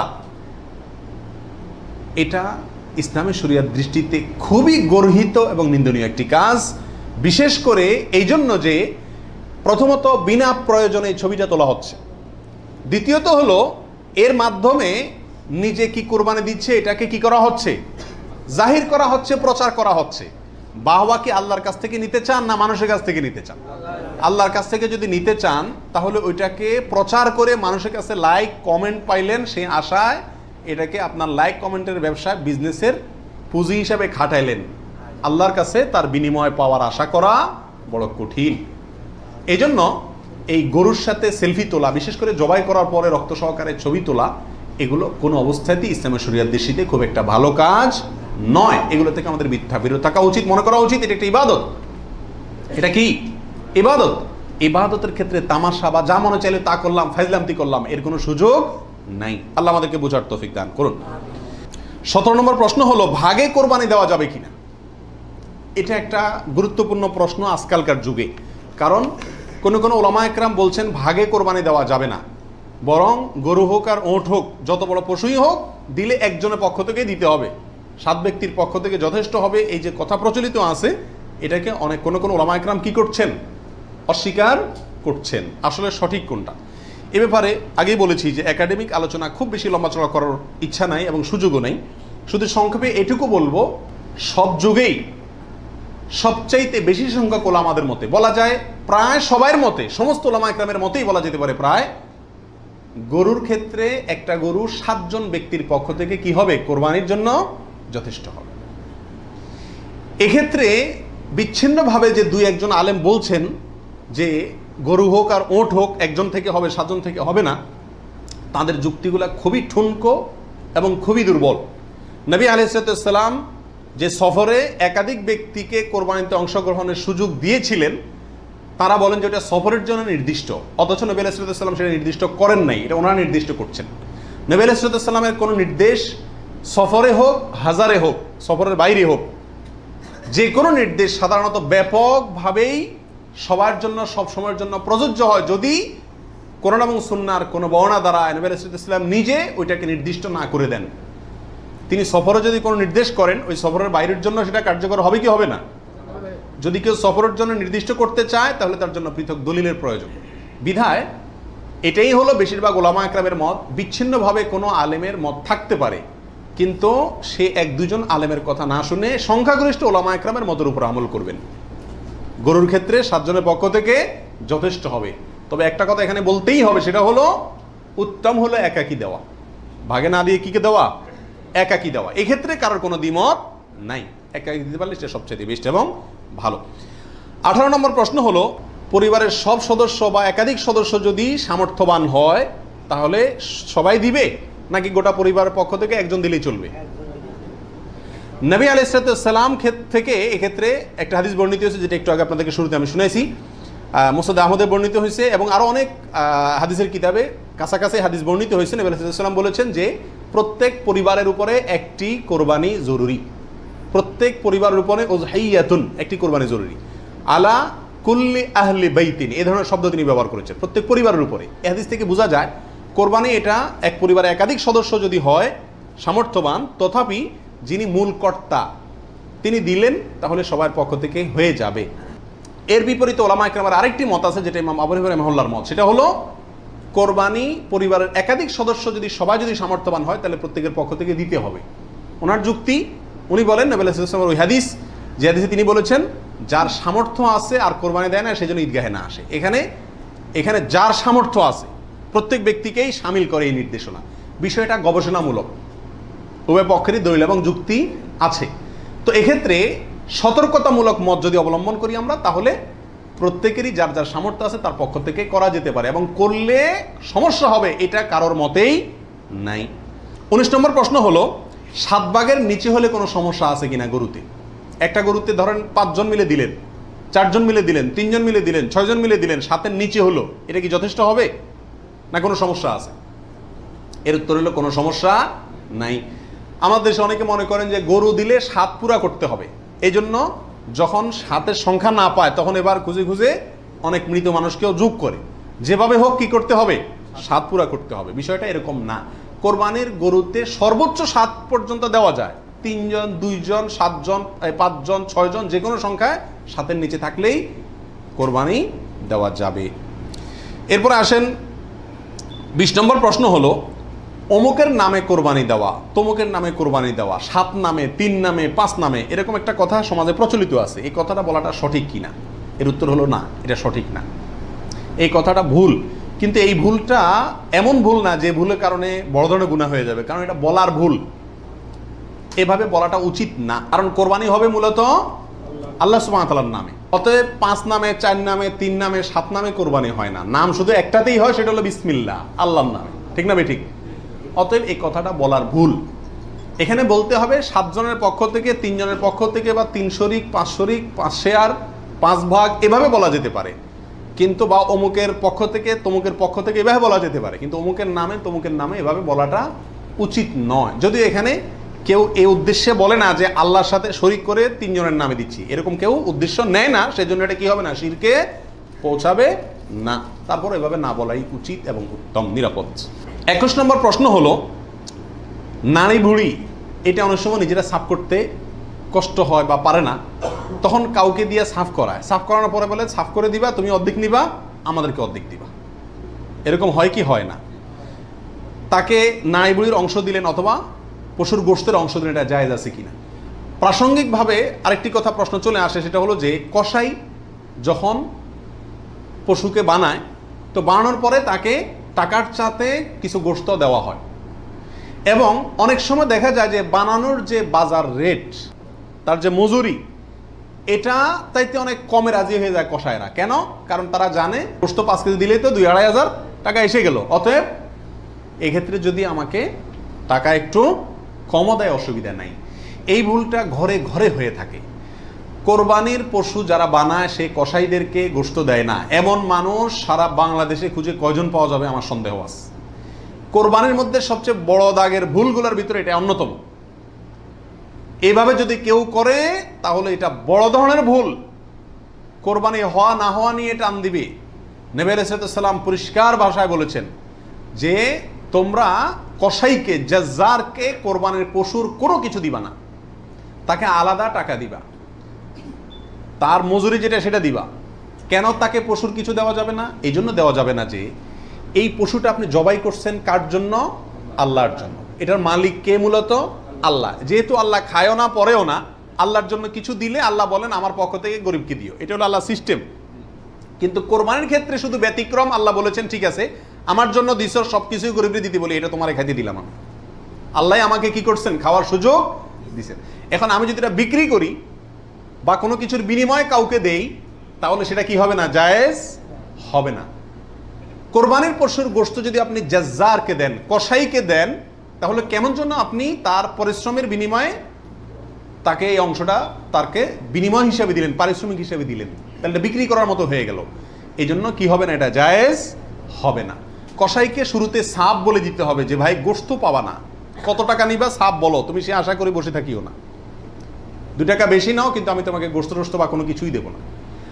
তবে হ্যাঁ, কসাই যদি আপনার প্রতিবেশী হয়, আপনার আত্মীয় হয়, অথবা অন্য গরিব মানুষ হয়, অন্য 10 জন গরিবকে যে পরিমাণ দিতেন তাকেও সে পরিমাণ দেন, তাহলে সমস্যা নেই, ওইটা ঠিক আছে। কিন্তু অন্য গরিবদেরকে দেন আধা কেজি করে, তারা দেন 5 কেজি, সমস্যা আছে। কারণ 4.5 কেজি আপনি কেন দিলেন? তাকে কাটছে সেজন্য, এটা বিনিময় হয়ে যাচ্ছে, এই জন্য এটা করা যাবে না। অতএব নাড়ি বুড়িও যদি কেউ সাফ করে, তাকেও কি দেওয়া যাবে না? ওই নাড়ি বুড়ির সাফের বিনিময়ে নাড়ি বুড়ির অর্ধেক বা গরুর কোনো অংশ তাকে দেওয়া যাবে না। সাফ করলে সাফের বিনিময়ে তাকে ক্যাশ টাকা দিয়ে দিবেন। কথা বুঝতে পারছি? নাড়ি বুড়ি যদি দিতে হয় তাহলে গরিব মানুষ হিসাবে দিলেন, সেটা ভিন্ন কথা, কিন্তু এজ এ তার কাজ পারিশ্রমিক হিসাবে কি করতে পারবেন না? দিতে পারবেন না। এটা বড় বহুলের ভিতরে একটা, এবং এটা প্রচুর পরিমাণে মানুষকে সচেতন করা দরকার এ ব্যাপারে। 22 নম্বর প্রশ্ন হলো, কোরবানির ভাগিদারদের মধ্যে কারো ইনকাম হারাম অথবা উদ্দেশ্য অসৎ, গোশত খাওয়ার উদ্দেশ্য আছে না নেই? কোরবানি না দিলে ছেলে মেয়েগুলা কার দিকে চেয়ে থাকবে, কোরবানি না দিলে নতুন আত্মীয় তারা কি বলবে, ব্যয়ের বাড়িতে রান কেমনে পাঠাবো, এরকম অনেক উদ্দেশ্য থাকে কি থাকে না? সারা জীবন দিয়ে আসছি, এবছর না দিলে সমাজে মুখ থাকে না, মানুষ কি বলবে, এই মানসিকতা নিয়ে কোরবানি অনেকে দেন না না? এরকম যদি কেউ আপনার ভাগিদারদের মধ্যে, অংশীদারদের মধ্যে থাকে, অথবা কেউ যদি কোরবানি করে তার ইনকাম হারাম, আর সে হারাম ইনকাম থেকেই দেয়, অনেকের হারামও আছে হালালও আছে, সুদও খায় ঘুষও খায়, আবার বেতনও আছে হালাল, তাহলে সেটা ভিন্ন। একজনে কোরবানির পশুতে হারাম ইনকাম ইনভেস্ট করছে আপনি জানেন, অথবা তার উদ্দেশ্য অসৎ, তাহলে এই পশুতে আপনি এবং আরো যে কয়জন অংশগ্রহণ করবে কারোর কোরবানি হবে না। এই জন্য অংশীদার এবং কোরবানির ভাগই নেওয়ার ক্ষেত্রে বহু হিসাব নিকাশ করে নিতে হবে। যে ব্যক্তি গোশতের ধান্দায় বা অন্য কোনো ধান্দায় করে তাকে ভাগিদার নেওয়া যাবে না। কথা বুঝে আসছে? নিতে হবে যে শুধুমাত্র আল্লাহ সন্তুষ্ট করার জন্য, আল্লাহর সন্তুষ্টির জন্য যে কোরবানি করে তাকে, এবং সরাসরি হারাম টাকা ইনভেস্ট না করে ওই ব্যক্তিকে, যার ইনকাম হালাল, এরকম ব্যক্তিকে ভাগিদার হিসাবে নিতে হবে। আর না হলে ভাগি দেওয়ার দরকার নাই, একা একাই দিতে হবে। আল্লাহ তৌফিক দান করুন। 23 নম্বর হলো, রাসূল করিম সাল্লাল্লাহু আলাইহি সাল্লামের পক্ষ থেকে কোরবানি দেওয়া যাবে কিনা। আমাদের দেশে প্রচুর পরিমাণে মানুষ রাসূল করিম সাল্লাল্লাহু আলাইহি সাল্লামের পক্ষ থেকে কি দেয়? কোরবানি দিয়ে থাকে। এর উত্তর হলো, রাসূল আকরাম সাল্লাল্লাহু আলাইহি সাল্লামের নামে উম্মত হিসাবে আপনি তার পক্ষ থেকে কোরবানি দিতে পারবেন। নবী আলাইহিস সালাম নিজেও কোরবানি দিয়েছেন তার উম্মতদের পক্ষ থেকে। তবে মৃত ব্যক্তির নামে কোরবানি দেওয়ার ক্ষেত্রে জীবিত ব্যক্তির সাথে মিশিয়ে দেওয়া, মিক্স করে দেওয়া, জীবিত ব্যক্তির সাথে অধীনস্থ করে মৃত ব্যক্তির নাম যোগ করা বা তার পক্ষ থেকে দেওয়া, এটা হলো সবচেয়ে ঝামেলামুক্ত এবং মতপার্থক্যের ঊর্ধ্বে উঠা। কথা বুঝতে পারছি? শুধুমাত্র মৃত ব্যক্তির নামে স্বতন্ত্র কোরবানি না দিয়ে জীবিত ব্যক্তির নিজের নামের সঙ্গে মৃত ব্যক্তিকে যুক্ত করে দিলেন, এই মতটাই হলো সবচাইতে সতর্কতামূলক মত এক্ষেত্রে মৃত মানুষের পক্ষ থেকে কোরবানি দেওয়ার ক্ষেত্রে। 24 নম্বর প্রশ্ন হলো, মা বাবা, স্ত্রী, বড় ভাই এদের কাউকে খুশি করার জন্য কারোর পক্ষ থেকে, সমাজে বলে কারোর নামে, কোরবানি দেওয়া যাবে কি যাবে না? উত্তর হলো না। এটা রিয়া, লৌকিকতা, মানুষ দেখানো, এটা শিরকে আসগর। আমাদের সমাজে একটা সমস্যা দেখা দেয় কোরবানির সিজন আসলে। কথার কথা, একটা পরিবারে আপনি একটা গরুতে একটা অংশ কোরবানি দিবেন অথবা ছাগল কোরবানি দিবেন, সেক্ষেত্রে মা চায় যে আমার নামে দেখ, মানে আমার পক্ষ থেকে দেখ, বাপে চায় যে আমার পক্ষ থেকে দেখ। এখন ছেলে চিন্তা করে কারে খুশি করব। অনেক সময় স্ত্রী স্বামী দুজনের ভিতরে চায় যে আমার নামে দেখ, বড় ভাইয়ের নামে না দিলে বড় ভাই মুখ কালো হয়, এই জন্য কার নামে দিবে এটা নিয়ে এক ধরনের হেজিটেশনে মানুষ ভুগে। এক্ষেত্রে অনেক সময় অংশ বাড়ায় দেয় শুধু মাকে খুশি করার জন্য, যে ওনার নামেও কি করলাম, একটা দিলাম। এটা এক ধরনের রিয়া বা লৌকিকতা। যদিও যদি সওয়াবের উদ্দেশ্যে থাকে যে উনি ভালো কাজ করতে চান, সেই হিসাবে ওনাকে আমি ভালো কাজে সহায়তা করলাম, তাহলে ভিন্ন কথা। কিন্তু সাধারণত এই চিন্তাটা খুব কমই থাকে। এই জন্য কাউকে খুশি করার টার্গেটটা কোরবানিতে থাকা উচিত না। আর মা বাবা বা অন্যদেরও মনে রাখা উচিত, যার সামর্থ্য আছে সে দিবে, যে মূল কর্তা সে দিবে। এক্ষেত্রে আমার নামে দিল না, অমুকের নামে দিল না, অমুকের পক্ষ থেকে দিল না, এই জন্য মন খারাপ করা তাদেরও উচিত না, এটা বোকামি। 25 নম্বর প্রশ্ন হলো, কয়েকজন মিলে এক ভাগ কোরবানি দিতে পারবে কিনা? 2 জন, 3 জন, 4 জন, 5 জন মিলে এক ভাগ কোরবানি দিতে পারবে কিনা? প্রবাসে দেখা যায় একটা রুমে 3 জন 4 জন আছে, তো কোরবানিদের দিন 4 জন মিলে যায় কি করে, একটা ছাগল কিনে নিয়ে আসে, আয়না জবাই করে। তো 4 জন মিলে যদি একটা ছাগল দেয়, অথবা একটা অংশ গরুতে হোক অথবা ছাগলে হোক, কোরবানিতে যদি একাধিক ব্যক্তি যদি এক অংশ দেয়, কোরবানি হবে? হবে না। একটা অংশ একজন দিবে, সেখানে কয়েকজন যদি সেখানে অর্থায়ন করে, কয়েকজন ভাগ বসায়, আর এক অংশ কয়েকজন মিলে দেয়, তাহলে কি হবে না? কোরবানি হবে না, ওটা গোশত খাওয়া হবে। প্রবাসে যারা, যেসব ভাইয়েরা, লক্ষ লক্ষ ভাইয়েরা প্রবাসী আছেন, দেখা যায় যে 5 জন, 6 জন, 7 জন একটা রুমে আছেন, তো তারা সবাই মিলে একটা ছাগল কিনে এনে গোশত খান, কোরবানি তাদের উদ্দেশ্য থাকে না। আমি তাদেরকে অনুরোধ করব যে আপনারা কেন একটা পদ্ধতি অবলম্বন করেন না, যাতে আপনাদের কোরবানির সওয়াব হবে, গোশতও খাওয়া হবে। সেটা হলো এই, আপনাদের 6 জনের মধ্যে সবাই টাকাটা একজনকে মালিক বানায় দেন, যে ভাই আপনি সিনিয়র মানুষ বা আপনি বড় ভাই, আপনাকে আমরা সবাই মিলে 100 করে 500 রিয়াল দিলাম, আপনি এই টাকা দিয়ে একটা ছাগল আয়না কোরবানি করেন। উনি ওনার জন্যই কোরবানি করলো, আপনারা সবাই টাকাটা দিলেন, তাহলে আপনারা যে সহায়তা করলেন সব পেলেন কি পেলেন না? আর ওনার কোরবানিটাও হয়ে গেল, গোশতও খাওয়া হয়ে গেল, একসাথে সবগুলা পাখি এক ডিলে মারা গেল। আর যদি সবাই ঈদের দিনই জবাই করবেন ছাগল, তাহলে কোরবানি কেন করবেন না? একটু চালাক হলেই কোরবানির সওয়াবটাও হয়ে যাচ্ছে, গোশত খাওয়াটাও হয়ে যাচ্ছে। প্রবাসী ভাইদের ভিতরে এই সমস্যাটা প্রচুর পরিমাণ দেখা যায়, যে 5-6 জন মিলে ছাগল কিনে কোরবানির নিয়ত কেউই করে না, অথবা সবাই মিলে কোরবানির নিয়ত করে, যার দুইটাই কি ভুল। 26 নম্বর প্রশ্ন হলো, কোরবানির টাকা অন্য কেউ যদি দিয়ে দেয়, তাহলে কোরবানি হবে কিনা? আমি গরিব মানুষ, আমি কোরবানি করতে চাচ্ছি, অথবা সামর্থ্যবান, আমাকে একজনে টাকা দিয়ে দিল যে আপনাকে একটা ছাগল দিয়ে দিলাম, অথবা আপনার ছাগলের টাকা দিয়ে দিল যে আপনি কোরবানি দিয়েন। আমার পক্ষ থেকেই কোরবানি দেওয়ার জন্য কেউ আমাকে টাকা দিয়ে সহায়তা করলো, হেল্প করলো, এতে আমার কোরবানি দিলে কোরবানি হবে কি হবে না? কি বলেন আপনারা? হবে। যদি কেউ টাকা দিয়ে আপনাকে কোরবানির জন্য সহায়তা করে, ছাগল কিনে দিল, গরু কিনে দিল, কোরবানির অংশের টাকা দিয়ে দিল, আপনার পক্ষ থেকে কোরবানি দেওয়ার জন্যই আপনাকে টাকা দিছি, তার টাকা দিয়ে আপনি নিজে কোরবানি দিলেন নিজের পক্ষ থেকে, এটাতে কোনো অসুবিধা নাই।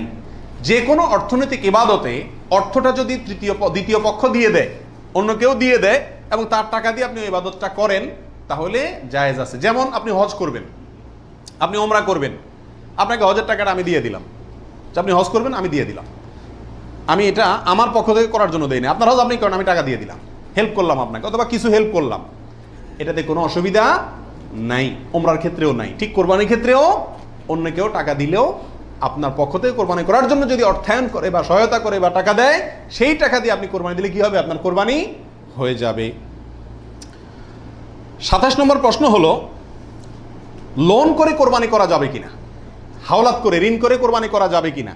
এর উত্তর হলো যাবে, যদি সেই ঋণের টাকাটা দেওয়ার মতো ব্যবস্থা বা ইচ্ছা সদিচ্ছা থাকে, তাহলে ঋণ করেও কি দেওয়া যাবে? ঋণ করে ভালো কাজ করা যায়। 28 নম্বর প্রশ্ন হলো, ঋণগ্রস্ত ব্যক্তির জন্য কোরবানি দেওয়া উত্তম নাকি ঋণ দেওয়া উত্তম?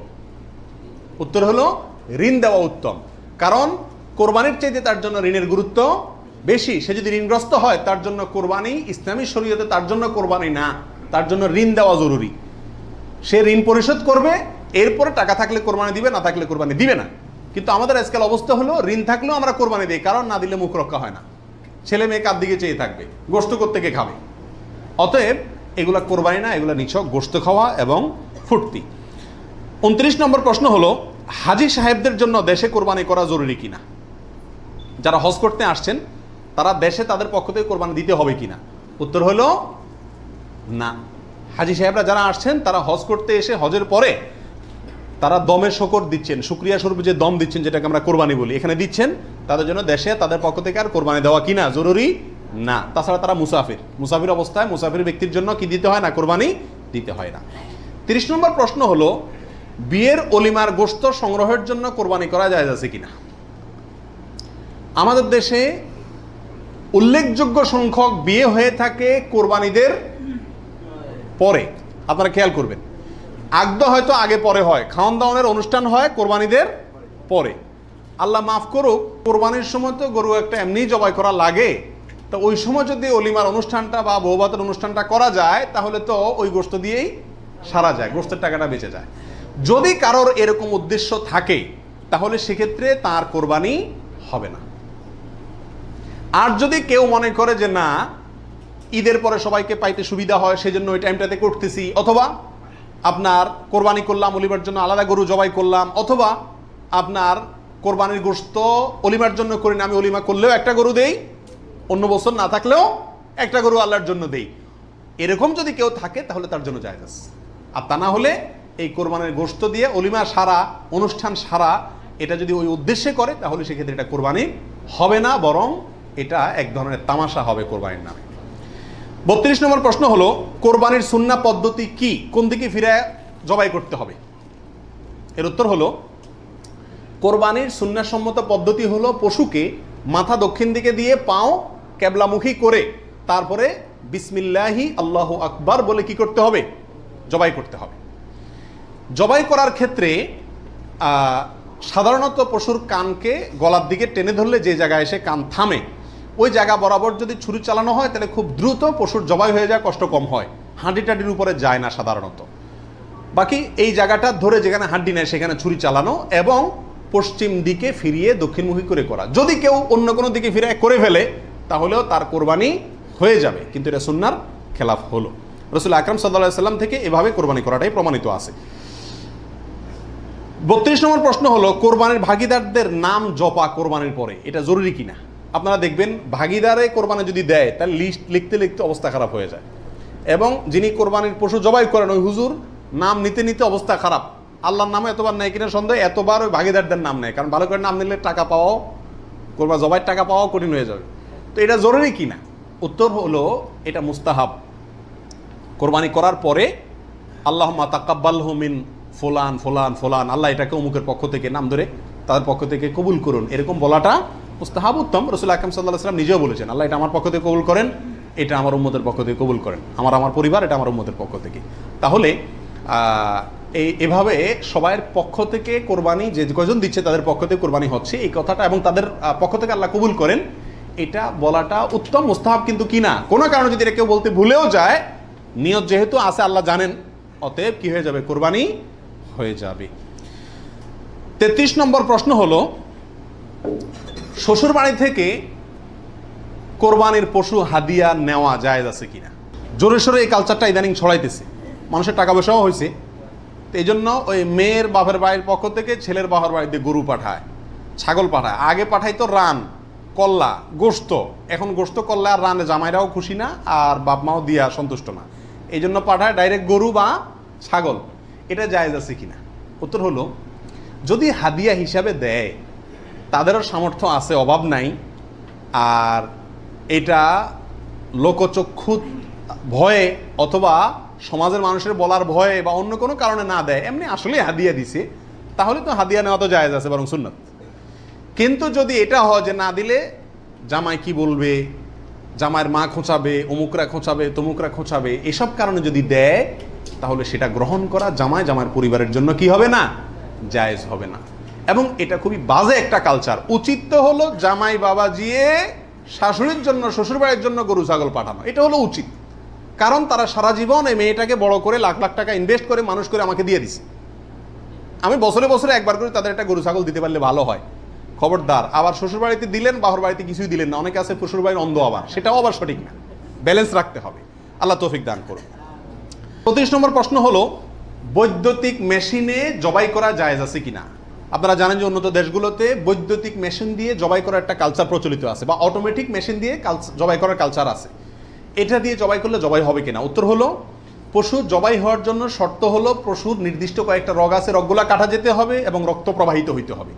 যদি কোনো বৈদ্যুতিক শক ইত্যাদির মাধ্যমে পশুকে দুর্বল করে ফেলা হয়, যে দুর্বল করার ফলে অনেক সময় বাঁচে কিনা এটাই সন্দেহ হয়, এরপরে ছুরি চালানো হয়, তাহলে ওই পশু দিয়ে কোরবানি করা জায়েজ হবে না। কারণ যে দুর্বল বানায় তাকে কি করা হচ্ছে? জবাই করা হচ্ছে, বিধায় এটা জায়েজ নাই। আর যদি ছুরি দিয়ে করা হয় এবং মানুষের হাত না লাগে এবং বিসমিল্লাহ বলা হয়, মুসলমানে সুইচ চালায়, তাহলে সেক্ষেত্রে ছুরি দিয়ে যদি জবাই হয়, কাটা যায়, তাতে কি হবে? কোরবানি হয়ে যাবে ইনশাআল্লাহ, এবং জবাই বিশুদ্ধ হবে। 35 নম্বর প্রশ্ন হলো, জবাইয়ের সময় বিসমিল্লাহ বলতে যদি কেউ ভুলে যায়, তাহলে কি করবে? এর উত্তর হলো, নিজের পশু তো নিজে জবাই করা উত্তম। যারা প্রফেশনাল জবাই করেন মৌলভী সাহেবরা, তারা তো ভুলের কথা না, কারণ তাদের অভ্যাসই আছে। নিজেটা নিজে করতে গেলে ডরে ভয়ে ভুলেও যেতে পারে। যদি কেউ ভুলে যান, ভয়ের কোনো কারণ নাই। মুসলমান যদি ভুলেও যায়, তবুও সেই পশু হালাল হবে, খাওয়া হারাম হবে না। ইচ্ছাকৃত যদি কেউ বিসমিল্লাহ না বলে, সেটা ভিন্ন কথা, সেটা সমস্যা আছে। কিন্তু ভুলে যদি বিসমিল্লাহ না বলে, তাতে পশু হালালই থাকবে, হারাম হবে না ইনশাআল্লাহ। 36 নম্বর প্রশ্ন হলো, কোরবানিকারীকে কি চুল, নখ ইত্যাদি কাটা থেকে বিরত থাকতে হবে? উত্তর হলো হ্যাঁ। নবী রাসূলুল্লাহ সাল্লাল্লাহু আলাইহি ওয়াসাল্লাম বলেছেন, মান আরাদা আন ইউদাহিয়া, যে ব্যক্তি কোরবানি করার ইচ্ছা রাখে, পোষণ করে, ফালা ইয়াখুজ মিন শা'রিহি ওয়া আযফারিহি শাইআ, সেই জন্য তার নখ, চুল ইত্যাদি কোনো কিছুতে হাত না দেয়। কোরবানির ঈদের 10 দিন আগে, চাঁদ যেদিন উঠবে ওই দিন থেকে নিয়ে ঈদের দিন পর্যন্ত এগুলো করা যাবে না। কি করা যাবে না? চুল, নখ ইত্যাদি কাটা যাবে না, কাটবে না কোরবানিকারী ব্যক্তি। কোরবানি দেওয়ার পরে চুল, নখ ইত্যাদি কাটবে, এটা খেয়াল রাখা উচিত। 37 নম্বর প্রশ্ন হলো, কোরবানিকারী ব্যক্তি এই 10 দিন দাড়ি শেভ করতে পারবে কিনা? জটিল একটা প্রশ্ন। কোরবানি করবেন, বাকাওয়াতি করবেন, খুব ভালো কথা, জায়গায় এসে ধরা গেছেন, দাড়ি শেভ করতে পারবেন কিনা? উত্তর হলো না। দাড়ি তো কোরবানি করলেও শেভ করা যাবে না, না করলেও শেভ করা যাবে, এটা তো সর্বাবস্থায় চাঁচা হারাম। সেক্ষেত্রে কোরবানির এই সিজনগুলোতে এসে গুরুত্বটা আরো বাড়ে। একে তো এমনি হারাম, আবার কোরবানি করছেন, সেজন্য নবী সাল্লাল্লাহু আলাইহি ওয়াসাল্লাম বলছেন আপনি যেন না ধরেন, এগুলোতে হাত না দেন। তাহলে কোরবানি করার যদি ইচ্ছা থাকে, আল্লাহকে সন্তুষ্ট করতে আসলেই মনে চান, তাহলে এই 10 দিন দাঁড়িতে কি করতে পারবেন না? শেভ দিতে পারবেন না। খোঁচা খোঁচা দাড়ি নিয়ে কি করতে হবে? মসজিদে যেতে হবে। কোরবানি দেওয়া শেষ, এবার কি করতে পারবেন? দাড়ি শেভ করতে পারবেন না, তাও যাবে না। আল্লাহ আমাদের বোঝার তৌফিক দান করুন। 38 নম্বর হলো, কোরবানির গোশত দিয়ে দিনের প্রথম খানা খেতে হয়, এই কথাটা কতটুকু সঠিক? উত্তর হলো পুরাই সঠিক। রাসূল আকরাম সাল্লাল্লাহু আলাইহি সাল্লাম থেকে বর্ণিত হয়েছে যে তিনি ঈদুল আজহাতে, ঈদুল ফিতরের ব্যতিক্রম করতেন। ঈদুল ফিতরে কিছু একটা মিষ্টি খেয়ে, খেজুর টেজুর খেয়ে তারপর ঈদগাহে যেতেন। আর ঈদুল আজহাতে সারাদিন কিছু খেতেন না, কোরবানির পশুর গোশত দিয়ে প্রথম খানা খেতেন দিনের। অতএব আপনি গরু দেন, ছাগল দেন, যেটা দিয়ে কোরবানি করেন, দিনের প্রথম খানা কি দিয়ে হওয়া উত্তম? ওই গোশত দিয়ে হওয়া উচিত। গোশতটা তো আল্লাহকে দিয়ে দিয়েছেন, আল্লাহর নামে জবাই করছেন, আল্লাহ আপনাকে হাদিয়া দিয়েছেন। এই জন্য আল্লাহর হাদিয়ার আগে একটু পেটটা খালি রাখেন, আকর্ষণ করে খান, তাহলে ইনশাআল্লাহ সেটা আপনার জন্য, আপনার আল্লাহর হাদিয়াকে আপনি মূল্যায়ন করলেন, সেটা প্রমাণ হবে। 39 নম্বর প্রশ্ন হলো, পশুর রক্তে নাকি আরোগ্য আছে, কোরবানির পশুর রক্তে, এই কথাটা কতটুকু সঠিক? কোন কোন এলাকাতে আমি নিজের চোখে বহুবার দেখার দুর্ভাগ্য হয়েছি, অনেকে দেখা যায় কোরবানির পশু জবাই করার সময় রক্তগুলা একটা বাড়িতে করে নিয়ে যায় গরম গরম, এরপরে নিয়ে পোলা পানিরে খাওয়ায়। এটা খাওয়াইলে বলে অনেক রোগ বালাই ভালো হয়। বুঝাচ্ছে কথা? এটা সম্পূর্ণ কুসংস্কার। কোরবানির পশুতে কোনো আরোগ্য নাই, এটা ভুল ধারণা, এটা থেকে বেঁচে থাকা উচিত। 40 নম্বর প্রশ্ন হলো, পশুর জান যাওয়ার আগে কি চামড়া ছিলা জায়েজ আছে? উত্তর হলো না। কঠোরভাবে নিষেধ। আমাদের দেশে কসাইরা এবং যারা চামড়া ছিলে নিজেরা অনেক সময় দেখা যায় যান এখনো পুরো বাইর হয় না, রু বাইর হয় না, তার আগেই ওই পায়ের রগ কাটা শুরু করে, চামড়া ছিলা শুরু করে, পুরো নাড়াছাড়া করে। এটা জায়েজ নাই, এটা গুনাহের কাজ। আপনি কোরবানি করছেন ইবাদত, অথচ গুনাহ হচ্ছে সাথে। নবী আলাইহিস সালাম বলেছেন ইন্নাল্লাহা কাতাবাল ইহসানা আলা কুল্লি শাই, আল্লাহ সব বিষয়ের প্রতি ইহসান করার নির্দেশ করেছেন। অতএব ফাইদা কাতালতুম ফাআহসিনুল কিতলাতা ওয়া ইযা যাবাহতুম ফাআহসিনুজ যাবিহাতা, তোমরা যখন কোনো পশুকে জবাই করবে তখন ওই পশুর প্রতি রহম করিও, ভালো করে ধারটা দিয়ে নিবে। নবী সাল্লাল্লাহু আলাইহি ওয়াসাল্লাম বলছেন যাতে করে তার রূহ বের হইতে কষ্ট না হয়। সেখানে জীবিত অবস্থায় এখনো মরে নাই, আপনি চামড়া ছিলা শুরু করে দিলেন, এটা খুবই অন্যায় এবং জুলুম। কোনো পশু কষায় যদি করে তাকে থামাই দিবেন যে রূহ যেতে দাও, তারপরে হাত দাও। 41 নম্বর প্রশ্ন হলো কোরবানি আর আকিকা এ দুটো একসাথে দেওয়া যাবে কিনা, এটা কমন প্রশ্ন আমাদের সমাজে। এর উত্তর হলো অনেক উলামায়ে কেরামের মতে দেওয়া যাবে, ফতোয়া শামী ইত্যাদিতে তাই লেখা আছে যে দেওয়া যাবে কোরবানি আর আকিকা একসাথে একই গরুর মধ্যে। আর অনেক উলামায়ে কেরামের মধ্যে দেওয়া যাবে না। দেওয়া যাবে না এর ভিতরে আপনার পাকিস্তানের খুব নামকরা মুফতি ছিলেন মুফতি রশিদ আহমদ রাহিমাহুল্লাহ, আহসানুল ফতোয়ার লেখক। তিনি হানাফি মাযহাবের বড় উলামায়ে কেরামের মধ্যে থেকে তিনি কঠোরভাবে এর বিরুদ্ধে করেছেন এবং বলেছেন কোন অবস্থাতেই কোরবানি আর আকিকা একসাথে মিক্স করা যায় না, উচিত না। কারণ কোরবানি একটা ইবাদত, আকিকা আরেকটি ইবাদত।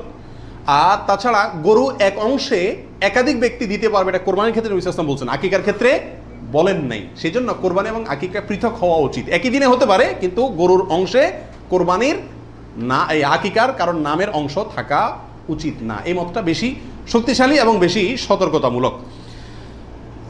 42 নম্বর প্রশ্ন হলো ভিন্ন দেশে কোরবানি করা যাবে কিনা। আপনি এই দেশে আছেন, আপনার কোরবানি দেশে আপনার পক্ষ থেকে হলো, এটা জায়েজ আছে কিনা? উত্তর হলো আছে। এটা কোনো কোনো ক্ষেত্রে উত্তম হয় যদি আপনার উদ্দেশ্য হয় এমন যে ওখানে আরো বেশি অভাবী মানুষ আছে, আমি তাদেরকে গোশত দেব। কিন্তু সবসময় এটা হওয়া উচিত না। প্রবাসীরা যেখানে আছেন সেখানেও কোরবানির কালচার চালু করা উচিত। আমার জানা মতে প্রবাসী যারা আছেন, লক্ষ লক্ষ প্রবাসী, সবাই কোরবানি দেওয়ার সামর্থ্য আছে। এদের 10% লোকও এখানে কোরবানি দেয় না। কারণ কোরবানি দিলে আমার গোশত খাবে কে? দান্দা হলো গোশতের দিকে। এটা সব যদি মনে করে তাহলে তো যেখানে থাকি সেখানেই দেওয়া উচিত। এটা হলো মূল বিধান।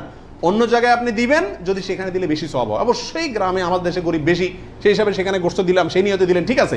কিন্তু আপনি যদি এই নিয়তে দেন যে আমি এখানে গোশত যদি কোরবানি দেই তাহলে গোশত সব হাতে বুতে খাইব, আমার পরিবারের লোকজন তো পাইব না, এই নিয়ত যদি হয় তাহলে সেটা কিন্তু অন্যায় এবং ভুল।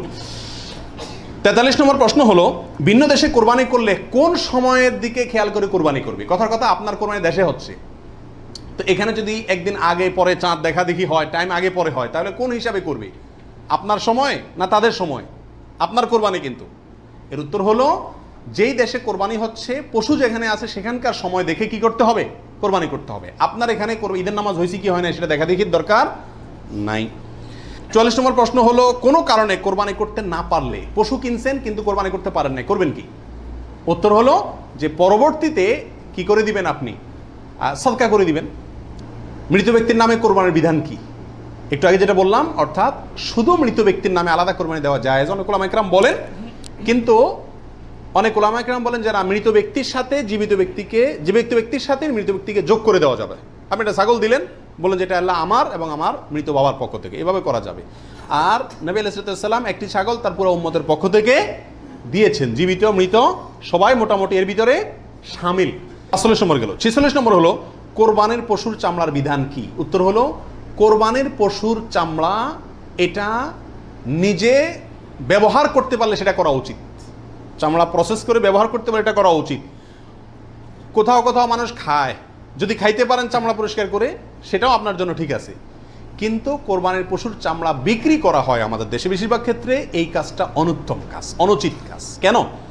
কারণ কোরবানির গোশত এটাও বিক্রি করে আপনি টাকাটা দানে করে দিলেন, কিন্তু এটা উচিত না, বিক্রি করবেন না। আপনি হয় সরাসরি গোশত দিবেন, না নিজে খাবেন, দুটার একটা। বিধায় কোরবানির পশুকে আপনার কোনোভাবেই এটার কোনো অংশকে বিক্রি করে তারপর টাকাটা আপনি দানে করে দিলেন, কিন্তু বিক্রি করার দিকে না যাওয়াটাই উচিত। সরাসরি ওই জিনিসটা দান করলে সেটাই বেস্ট। 47 নম্বর প্রশ্ন হলো কোরবানির পশুর কোনো অংশ বিক্রি করা জায়েজ আছে কিনা? চামড়ার ক্ষেত্রে এই কথা চলে আসছে অনেকাংশে, তাও পৃথক করে বলতে হয় যে না, কোরবানির পশুর গোশত, হাড্ডি, বুড়ি কোনো কিছু বিক্রি করা যিনি কোরবানি করছেন তার জন্য জায়েজ নাই, উচিত নাই। তবে যাকে আপনি দান করছেন গরিব মানুষ, সে যদি নিয়ে আবার বিক্রি করে দেয় তার জন্য কি আছে? জায়েজ আছে। কোরবানির পশুর চর্বি অথবা হাড্ডি এগুলো বিক্রি করার একটা প্রথা আছে আমাদের দেশে, এটা করা যাবে না। কোরবানির ঈদের আমি খেয়াল করছি ভ্যানালারা বাইর হয়, অতিরিক্ত চর্বিগুলো আছে এগুলো কেজি দরে কিনে, হাড্ডি কিনে এগুলোকে বিভিন্ন কাজে ব্যবহার করা হয়। তো আমাদের জন্য এগুলো বিক্রি করে নিজে খাওয়ার তো প্রশ্নই ওঠে না। যদি বিক্রি করেই ফেলেন তাহলে এটা দান করে দিতে হবে গরিবকে। আর বিক্রি না করে ওটা হয় এমনি আল্লাহর রাস্তায় কাউকে দিয়ে দিবেন, আর না হলে নিজে খাবেন, ব্যবহার করবেন, বিক্রি করবেন না। 48 নম্বর প্রশ্ন হলো কোরবানির গোশত কিভাবে বন্টন করবেন, কয় ভাগ করবেন? এর উত্তর হলো কোরবানির পশু 3 ভাগে বন্টন করা উলামা ইকরাম মুস্তাহাব বলেছেন, কিন্তু কোনো হাদিসে এর ক্ষেত্রে আলাদা করে এভাবে নির্দেশ করা হয় যে 3 ভাগে করতে হবে। আল্লাহ কোরআনে বলছেন যে ফাকুলু মিনহু, তোমরা কোরবানির পশু থেকে নিজেরা খাও, ওয়া তাইমু আল কানিআ ওয়াল মুতাররা, ধনী গরিব সবাইকে দাও। তাহলে ধনী গরিব 2 ভাগকে দাও, আবার নিজে খাও, 3টাই হয়ে গেল এখানে। আয়াত থেকে 3 ভাগ মোটামুটি ভাবে ইঙ্গিতে বোঝা যাচ্ছে, কিন্তু এটা কোনো জরুরি কিছু না। আর সহিহ মুসলিম হাদিসে আছে নবী সাল্লাল্লাহু আলাইহি ওয়াসাল্লাম বলেছেন তোমরা নিজেরা খাও, আবার রেখেও দাও, আবার দানও করো, অর্থাৎ 3টা করা যাবে। আবার সহিহ মুসলিমের আরেক বর্ণনায় আসছে তোমরা খাও এবং মানুষকে খাওয়াও। তাহলে বোঝা গেল নিজে খাওয়া, অন্যকে দান করা সবগুলাই উত্তম এই কোরবানির গোশতের ক্ষেত্রে। 49 নম্বর প্রশ্ন হলো সমাজের ভাগ বলে একটা ভাগ প্রচলিত, যেটা জায়েজ আছে কিনা। অনেক এলাকাতে কোরবানি করার পরে সমাজের ভাগ উঠায় নেয় জোর করে, বা বলা ছাড়া, জোর করা লাগে না, এমনি সবাই দেয়। এটা জায়েজ আছে কিনা? উত্তর হলো এটা উচিত না, এটা অন্যায়। কেন?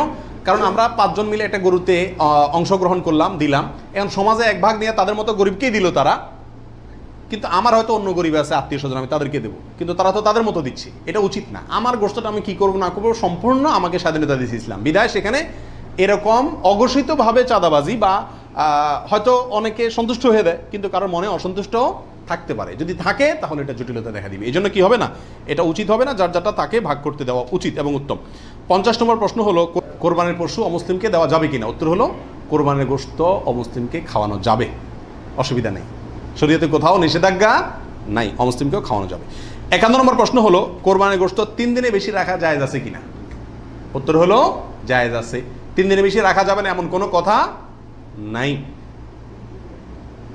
52 নম্বর প্রশ্ন হলো কোরবানির গোশত শুকায় রাখা জায়েজ আছে কিনা। যে এলাকায় ফ্রিজ নাই তারা শুকায় রাখতে পারবে কিনা। অনেকে বলেন আমাদের দেশে যে কোরবানির গোশত কি কারণ যায় না, শুটকি বানানো যায় না, এতে গরুর কষ্ট হয়, পশুর কষ্ট হয় বা গুনাহ হয়। এগুলা মন গড়া কথাবার্তা, এটা সঠিক নয়। বরং যে কোনোভাবে আপনি চাইলে কি করতে পারবেন, গোশত রাখতে পারবেন। আল্লাহ সুবহানাহু ওয়া তাআলা আমাদের সবাইকে বিশুদ্ধ রূপে সঠিকভাবে কোরবানি করার তৌফিক দান করুন। জাযাকুমুল্লাহ ওয়া আখিরু দাওয়ানা আলহামদুলিল্লাহ।